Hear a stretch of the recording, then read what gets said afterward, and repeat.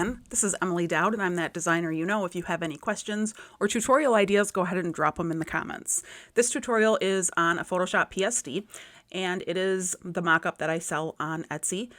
It starts here with an instruction layer, and I'm going to try to beat the 4-minute tutorial that I do also on these. This one is more detailed, though, because it has more layers. So go ahead and hide that. We don't need that. Wall shadow. Exactly as it is. It's the shadow on the wall. You can get rid of it. You can make it stronger or weaker. Background scene, you just don't really mess with that layer. That stays right there. Glass reflection is the reflection on the glass. And then overall reflection is also on the glass, but it's a very light haze over the whole thing, as if like how our eye would see it if we were in the room. There's always a little bit of a haze whenever there's a glass framed portrait. So you can get rid of it, you can make it stronger, you can do what you want there.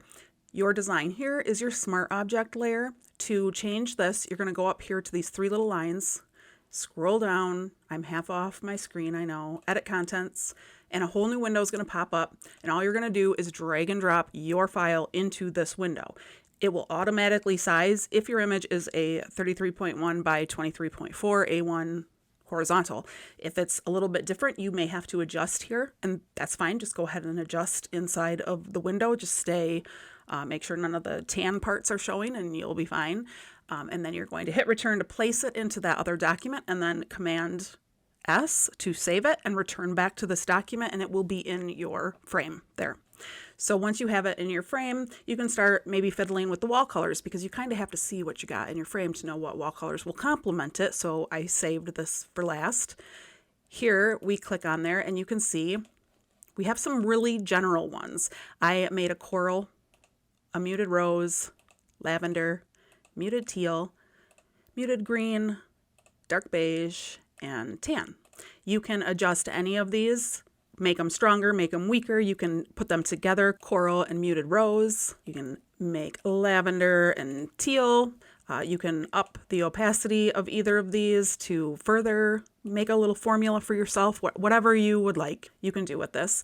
And then if you wanted something 100% custom, you would go to any of these layers, click on color overlay. In here, you'll click on that, and it will not be the same color that you see on the wall. It is a lighter screened layer, so you can still change the color, but you have some limitations in that it will most likely be a very, like a pale muted color, like our walls typically are.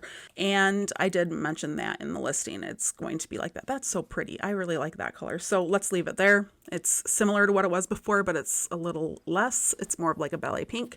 So now I've created a completely custom wall color, and you can do the same, or you can leave it white just like it came.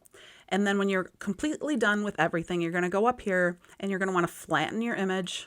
I apologize that that's off of there. And once it's flattened, you can go up and you can save, and you're going to save it as a JPEG or PNG. It is 15 inches by 15 inches at 300 DPI. If you're going to use it on Etsy or another type of online shopping, check their dimensions, because I think that they're about 10 by 10. So you may want to size it down if you get this image is too large error. That's what it is. And you just want to bring it back into Photoshop and bring it down just a little bit in size so that it fits into your program, whichever you're using. But I make it big so that if you want to print it out, you can print it out. I mean, it's print quality. So that covers every single thing that I can think of. Please reach out if you have any questions. Don't struggle. I'm always here to answer anything you need, and keep checking back for the channel. Hopefully some people will drop some suggestions for tutorials. If not, I'll just keep filling this in with whatever the mood strikes me. So thank you again, and I hope you guys have a great day.